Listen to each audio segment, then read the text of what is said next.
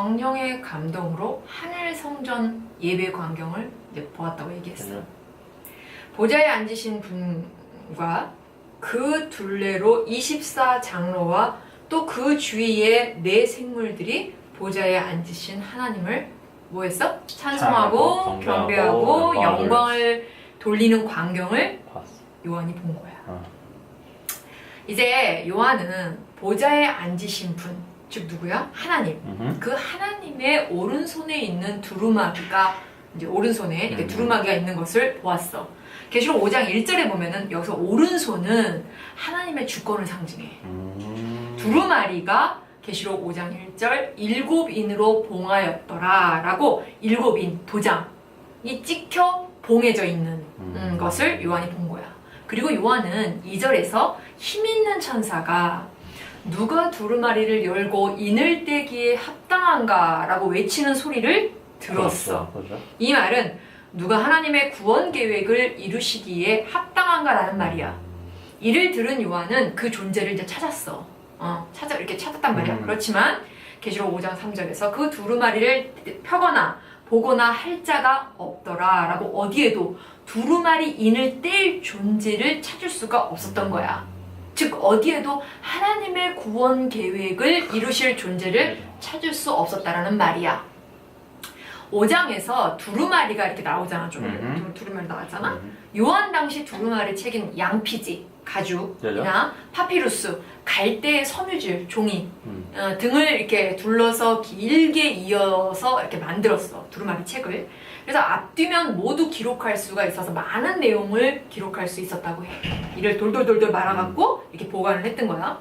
요한은 임봉된 두루마리를 열 존재를 찾을 수 없게 됐다고 얘기했잖아. 찾을 수 없게 되자, 즉 두루마리를 열 수 없게 된 거야. 그거는 그치? 그러자 계시록 5장 4절 내가 크게 울었더니 라고 요한이 크게 울었어. 왜냐하면 두루마리가 열려야 비로소 하나님의 구원 계획이 이루어지기 때문에, 곧 심판이 시작되기 때문에 그랬던 거야. 요한이 그 두루마리를 열 존재가 없다는 것은 심판이 시작될 수 없다는 말이야. 그치? 두루마리 인을 떼고 열어야 악을 심판하시고 그죠. 하나님의 사람들을 구원하시는 계획이 이루어지기 때문에 이에 요한은 계시록 5장 4절 두루마리를 펴거나 보거나 하기에 합당한 자가 보이지 아니하기로 라고 두루마리의 인을 뗄 존재, 곧 죄로 가득한 세상, 악이 득세한 세상에서 하나님의 뜻을 성취할 존재를 간절히 찾았던 것이고 그분이 보이지 않게 되자 슬피 울었던 거야. 장로 중 한 사람이 요한에게, 울고 있는 요한에게 울지 말라고 했어. 울지 말라고 하면서 비로소 임봉을 뗄 분이 나타났다고 말했어. 그 임봉을 떼실 분은 계시록 5장 5절 유대 지파의 사자 다윗의 크리이신데 이분이 이겼으니 라고 이분이 이겼다라는 거야. 그 이겼기 때문에, 승리했기 때문에 임봉을 뗄 수 있게 되었다고 말한 거야. 여기서 유대 지파의 사자는 창세기 49장 9절 유다는 새끼 사자로다, 숫사자 같고 암사자 같다라는 말씀과, 그리고 다윗의 뿌리라고 했잖아. 그 다윗의 뿌리는 이사야서 11장 10절 이새의 줄기 한 싹이라는 말씀을 배경으로 하고 있어. 즉 유다 지파의 사자 다윗의 뿌리는 누구를 말하냐면 바로 예수님을 말하며, 예수님이 진정한 왕으로 메시아로 오셨고 이기셨다, 승리하셨음을, 그러므로 두루마리 인을 떼시고 여실 것이라고 얘기한 거야. 장로 중 한 사람이 한 말을 들은 요한은 뭐라고 상상했냐면, 뭐라고 이렇게 생각했냐면은 포효하는 사자의 모습을 기대하면서 계시록 5장 5절 유대 지파의 사자 다윗의 뿌리이신 분을 찾았어. 찾고 있었어. 그러나 요한이 본 것은 무엇을 봤느냐? 계시록 5장 6절 보좌와 네 생물과 장로들 사이에 계신 어린 양을 본 거야. 즉 5절에 유다 지파의 사자 다윗의 뿌리이신 어린 양을 보게 되었다는 얘기야. 이기신 분, 승리하신 분인 어린 양을 본 거야. 이는 어린 양이 유다 지파의 사자 다윗의 뿌리로 이기셨다는, 승리하셨다는 말이야. 어린 양이 이기셨기 때문에 인봉을 뗄 수 있게 되었다라고 말한 거야. 그렇다면 어떻게 어린 양이 이기셨을까? 승리하셨을까? 요한이 본 어린 양은 계시록 5장 6절 일찍 죽임 당한 것 같아 보였어. 요한이 봤을 때. 이 모습은 예수님께서 십자가에 달려 죽임 당한 일을 나타낸 거야. 가리킨 거야. 한 장로가 말한 유다 지파의 사자, 다윗의 뿌리이신 어린 양이 이기셨다, 승리하셨다라는 것은 그 어린 양이 일찍 죽임을 당함으로 이기셨다는 말이야. 즉 어린 양이신 예수 그리스도가 십자가에 달려 죽임 당하심으로 이기셨다, 승리하셨다는 뜻이야. 결국 어린 양이신 예수 그리스도가 십자가에 달려 죽임 당하심으로 이기셨기 때문에 두루마리 인을 떼고 열 수 있게 되었다는 얘기야. 결국 유다 지파의 사자 다윗의 뿌리의 승리는 어린 양이신 예수 그리스도가 십자가에 죽이심으로 말미암은 것이야. 이것이 승리의 원천이라는 말이야.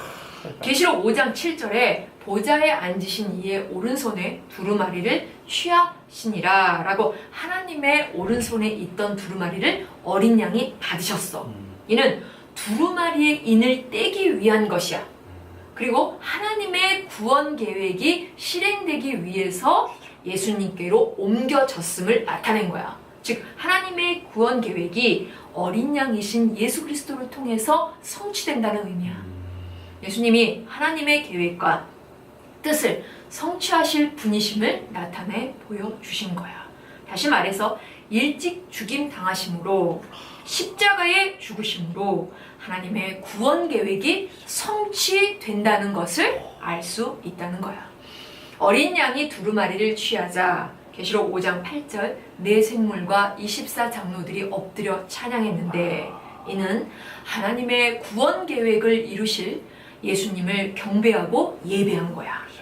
네 생물과 24장로들이 어린 양이 계시록 5장 19절 인봉을 떼시기에 합당하다고 말했는데, 이는 그 이유가 일찍 죽임을 당하셨기 때문이라고 했어. 그치? 결국 십자가에 달려 죽임 당하심으로 말미암아 각 족속과 방언과 백성과 나라 가운데서 사람들을 피로 사서 하나님께 드리시고 라고, 예수님이 흘린 피로 택함받은 모든 사람들을 하나님께 드리셨기 때문에 인봉을 떼시기에 합당하다는 것이야.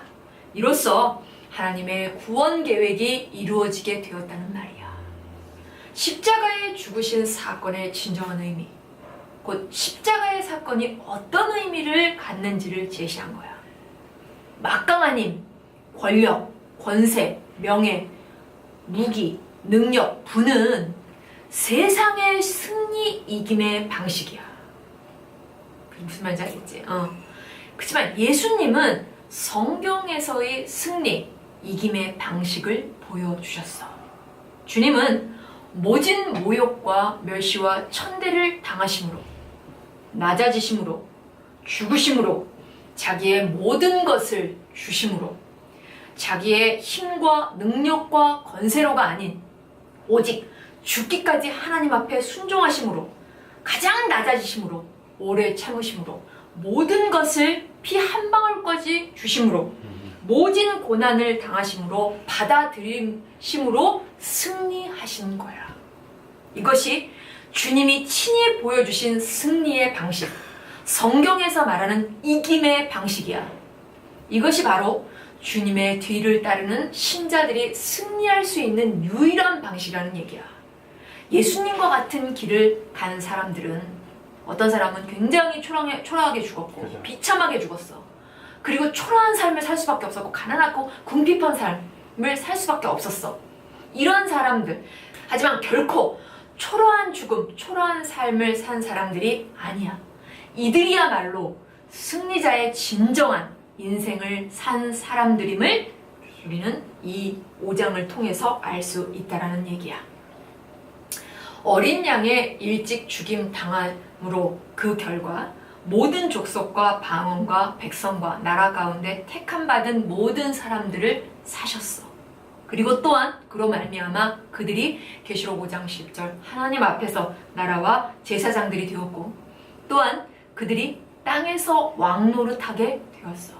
결국 어린 양이신 예수 그리스도가 일찍 죽임 당하심으로 십자가에 달려 죽으심으로 말미암아 하나님께 드려진 사람들, 택함 받은 모든 사람들은 하나님의 보물과 제사장 나라와 거룩한 백성이 된 것이고 왕같은 제사장, 택하신 족속 등등이 되는 은혜를 입게 되었다라는 얘기야. 예수님으로 말미암아 우리는 하나님 앞에 이런 존재, 이런 위치, 이런 정체성을 갖게 되었다라는 것을 잊으면 안 돼.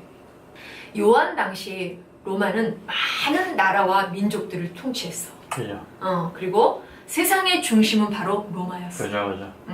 로마의 통치권 아래 있는 모든 민족과 백성들이 로마 황제를 중심으로 모였고 그죠. 그 로마 황제를 섬기도록 강요받았어. 그죠.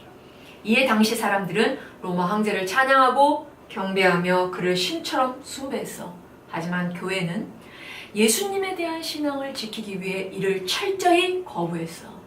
당시 로마 황제의 숭배를 거부하고 오직 예수님만을 경배하고 섬겼다라는 것은 생계를 잃어버릴 수 있었기 때문에 자기뿐 아니라 가족의 생계를 책임질 수 없게 될 수도 있었어. 이처럼 생명을 건 행위였다라는 그죠. 거야. 예수님을 섬긴다라는 거, 신앙을 지킨다라는 것은 이런 신자들을 향해 계시록 4장과 5장에 하늘 성전 예배 광경의 말씀을 주신 거야. 초대교회를 핍박하고 로마 황제를 숭배하도록 강요하는 세력은 오늘날 우리에게는 없어. 하지만 세상은 이를 대신해서 수많은 허망한 것들을 세상의 중심에 놓고 이를 섬기도록, 이를 따르도록, 이를 추구하도록 만들어. 이에 세상 사람들은 이를 삶의 중심에 놓고 이를 섬기며 이를 따라가. 이를 얻기 위해서 그렇게 살아가. 하지만 우리에게 계시록 4장, 5장의 하늘 성전 예배의 광경의 말씀을 주심으로 오직 계시록 5장 13절 보좌에 앉으신 이와 어린 양, 즉 하나님과 예수 그리스도만이 하늘 위에서와 땅 위에서와 땅 아래와 바다 위에서와 또 그 가운데 모든 만물, 모든 피조물의 찬송과 존귀와 영광과 능력을 받으실 유일한 분이심을 택함 받은 모든 하나님의 백성들이 진정 찬송하고 영광하고 경배해야 할 대상이 누구인지, 따라야 할 대상이 누구인지를 제시하셨다라는 사실을 우리는 잊으면 안 돼.